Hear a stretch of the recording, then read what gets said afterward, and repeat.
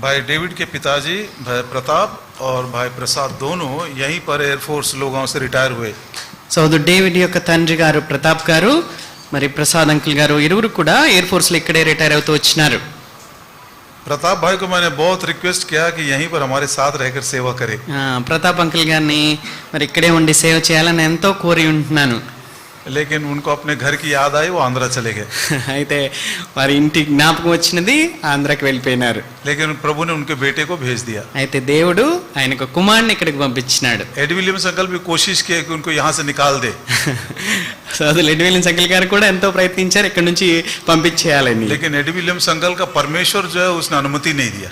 అయితే ఎడ్ Williams uncle గారు దేవుడి నుంచి అనుమతి రాలేదు. प्रसाद भाई भी सेवा के लिए यहीं तैयार हुए.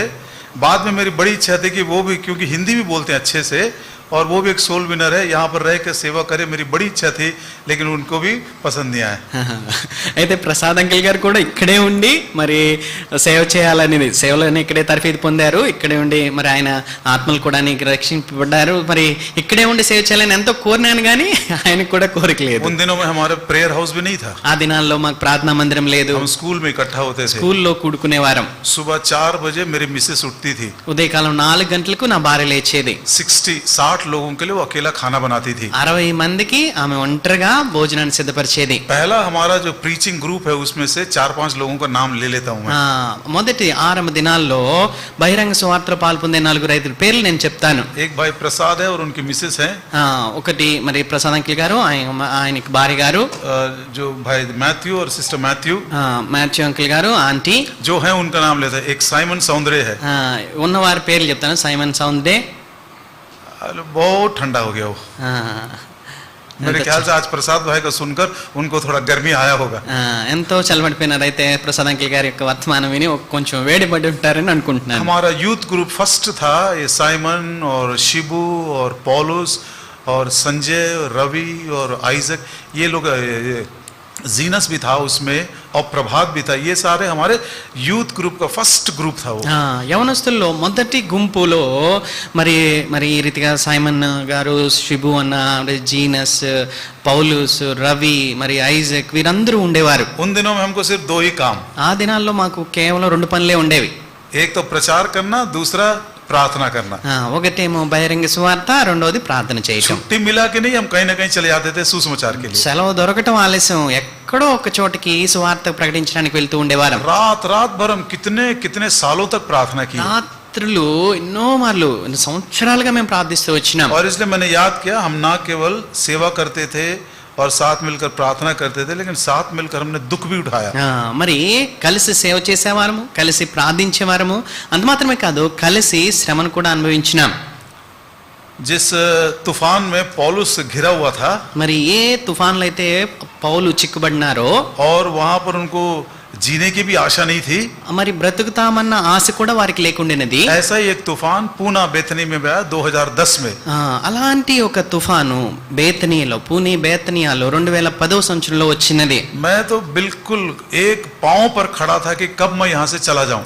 నేనైతే ఒక్క పాదం మీద నిలబడడానికి అసలు ఎప్పుడు ఇక్కడ నుంచి వెళ్ళిపోతానా అని. मैं फिलिप अंकल को बोला भी था, शायद इससे ज्यादा मैं नहीं कर सकता हूँ, आप मुझको प्लीज निकाल दीजिए यहाँ से. ఫిలిప్ అంకుల్ గారితో కూడా నేను చెప్పాను, ఇంతకు మించి నేను ఇంకా చేయలేను, ఇక్కడ నుంచి దయచేసి నన్ను పంపించి వేయండి. जब तूफान ठंडा हुआ, ఎప్పుడైతే ఆ తుఫాన్ చల్లబడిందో, लेटेस्ट यूथ ग्रुप में ये भी शामिल हुआ. इनको मालूम नहीं है कि हम कौन से तूफान में से गए. उन यूथ ग्रुप में एफ्राइम भी था, एशिया का लड़का. మరి ఆ మొదటున్న యవనస్తుల గుంపులో ఏసే అంకుల్ గారి కుమారుడు ఎఫ్రాయిం కూడా ఉన్నాడు. तो आजकल के जवान लोग, आपको मालूम नहीं है कि प्रभु ने किस किस परिस्थितियों में समय लेकर गया. మరి నేటి దినాల్లో ఉన్న యవనస్తులకు అసలు మేము ఎలాంటి పరిస్థితుల గుండా వెళ్ళామో కూడా మీకు తెలియదు. और इसलिए वो पुराने दिनों को जब हम स्मरण करते हैं तो वो पुरानी यादें जब आती है तो हमारे मन को प्रभु सचमुच में भर देता है. మరి ఆ పాత దినాలు జ్ఞాపకం చేసుకున్నప్పుడు, ఆ పాత దినాల్లో జరిగిన పరిస్థితులు జ్ఞాపకం చేసుకున్నప్పుడు దేవుడు మా హృదయాన్ని నింపివేసేవాడిగా ఉంటారు. बहुत कुछ अभी ऑर्गेनाइज्ड हो गया है. ఇప్పుడెంతో క్రమబద్ధం అయిపోయినాయి. घर मिल गया है, ఇల్లు మందిరం వచ్చింది, आराम से पंखे के नीचे. మరి ఫ్యాన్ల కింద కూర్చుని ఉన్నాం. अरे हमारे पास तो चटाई बिछाने के लिए भी नहीं था उन दिनों में, स्कूल में. ఆ దినాల్లో ఆండ్రూ స్కూల్లో మరి కూడుకునే సమయంలో కూర్చోడానికి కింద ఉన్న చాపలు కూడా మాకు ఉండేవి కావు. बड़े लोगों के लिए हम चटाई और बेडशीट लाते थे और हम लोग ऐसे नीचे ही बैठ जाते थे. పెద్దవారి కొరకు ఏదో మరి దుప్పట్లు తీసుకొచ్చే వాళ్ళం, వారి మీద కూర్చునే వాళ్ళం, మేమైతే కింద కూర్చునే వాళ్ళం. सिस्टर ग्रेस 4 बजे उठकर 60 लोगों के लिए, हमारा प्रीचिंग का स्ट्रेंथ था उन दिनों में 60 पीपल. మరి ఆ దినాల్లో ఉదయకాలం మరి గ్రేస్ ఆంటీ గారు 4 గంటలు వేసేవారు, 60 మందికి మరి భోజనం సిద్ధపరిచేవారు. మా యొక్క బహిరంగ సువార్తకి 60 మంది. 8 बजे हम एंड्रू स्कूल आते थे 8 గంటలకి ఆండ్రూ స్కూల్కి వచ్చేవారము. और मैं अकेला पूरे हॉल को तैयार करता था, बेंचेस वगैरह सब निकाल के. నేను ఒంటరిగానే మరి అది క్లాస్ కనుక క్లాస్లో ఉన్న బెంచీలన్నీ పక్కకు జరిపి ఆ హాల్ అంతా సిద్ధపరిచేవాడిని. भाइयों के लिए क्योंकि स्कूल का टॉयलेट था वो, मैं एंड्रू स्कूल के टॉयलेट को भी धो देता था. మరి అది సహోదరులకు మరి అక్కడ మూతసాల మరి అవన్నీ కూడా మరి స్కూల్ దే కాబట్టి ఆ టాయిలెట్లు కూడా నేను శుభ్రపరిచేవాడిని. करीब 1-1.5 साल तक मैं वैसे किया. ఆ రీతిగా 1.5-2 సంవత్సరాలు నేను చేస్తూ వచ్చాను. बाद में भाई शिबू और भाई पौलुस, वो लोग देहू रोड से आते थे, वो दोनों सेवा में भाग लिए. ఆ తర్వాత మరి దేహు రోడ్ నుంచి శిబు మరిదిగా పౌలుస్ వారు వచ్చేవారు, వారు ఈ యొక్క పరిచర్యలో పాల్పొందుతూ ఉండేవారు. प्रभु ने बहुत अनुग्रह दिया. దేవుడు ఎంతో కృపనిస్తూ వచ్చినారు. भाई भगत सिंह की वो बात याद आती है సోల్ मुझे. భగత్ సింగ్ అంకుల్ గారి యొక్క మాట జ్ఞాపకం వస్తుంటున్నది. एक बार भाई शमा से उसने कहा था, ఒకసారి సోదరులు షమ్మా గారితో చెప్పారు ఆయన, brother Shama, I have only one complaint against God. परमेश्वर के विरुद्ध में मुझको एक शिकायत है. సహోదరుడు షమ్మా, దేవుని విషయంలో నాకు ఒకే ఒక ఫిర్యాదు ఉన్నది. भाई शमा बोलते मैं तो दंग रह गया कि परमेश्वर के विरुद्ध में भाई भगत सिंह को क्या कंप्लेंट है. అప్పుడు షమ్మ గారు పంచుకుంటున్న సమయంలో అని చెప్పారు, నేను ఎంతో ఆశ్చర్యపోయాను, భగత్ సింగ్ అంకుల్ గారికి దేవుని విరోధంగా ఏం ఫిర్యాదు ఉన్నదా అని. He is too good to me. ఆయన అన్నాడు, దేవుడు वो बहुत भला है. ఆయన ఎంతో మంచివాడు. हम क्या है उसने देखा नहीं, लेकिन अपनी भलाई को उसने प्रकट. God is too good to me. That is the only complaint I have against God. మరి నా విషయంలో దేవుడు ఎంతో మంచివాడు, మరి దేవుని విషయంలో నేను కలిగిన ఒకే ఒక్క ఫిర్యాదు అది.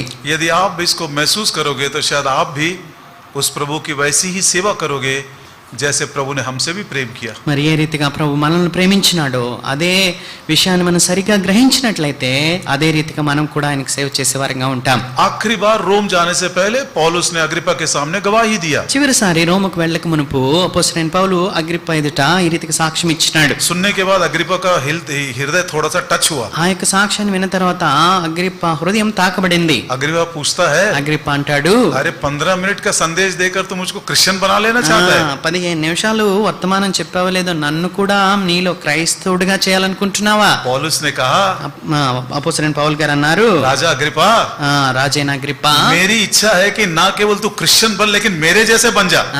నా వల్లే క్రైస్తవుడు అవటం కాదు, నా వల్లే అయిపోవాలని నేను కోరుతూ ఉంటున్నాను. मैं मसीह का कैदी हूँ, నేను క్రీస్తునకు ఖైదీని, मेरे जैसा बन जा. నా వల్లే మారిపో, मेरे जैसे सेवक बन जा. నా వల్లే సేవకుడు బాబు, मेरे जैसे प्रभु के लिए दुख भी उठा ले. నా కొరకే దేవుని కొరకే దుఃఖాన్ని శ్రమను కూడా అనుభవించు. ये हमारी सेवकाई है. అది మన యొక్క సేవ.